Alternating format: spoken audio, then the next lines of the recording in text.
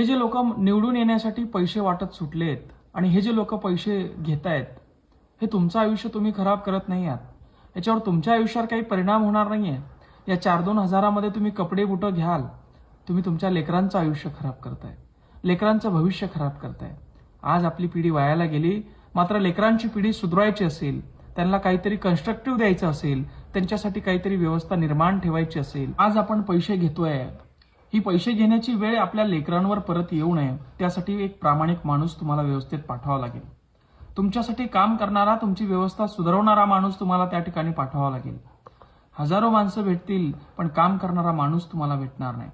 म्हणून काम करणाऱ्या माणसाच्या पाठीमागे उभं राहणं हे तुमचं सामाजिक दायित्व आहे आणि तुम्ही ते सामाजिक दायित्व जपणार अशी नक्कीच कुठेतरी मला आशा आहे। ते मतदान करत्यावेळी तुमच्या काळजामध्ये जो माणूस कामाचा आहे, जो माणूस तुमच्यासाठी धावून येऊ शकतो, जो माणूस तुमच्यासाठी अर्ध्या रात्री उभा राहू शकतो, जो माणूस तुमच्या लेकरांचं भविष्य उज्ज्वल करू शकतो, त्यांचं आरोग्य, त्यांचं शिक्षण, त्यांची व्यायामशाळा, त्यांच्यासाठी इतर सर्व कार्य करू शकतो, अशा माणसाला तुम्ही सोडू नका।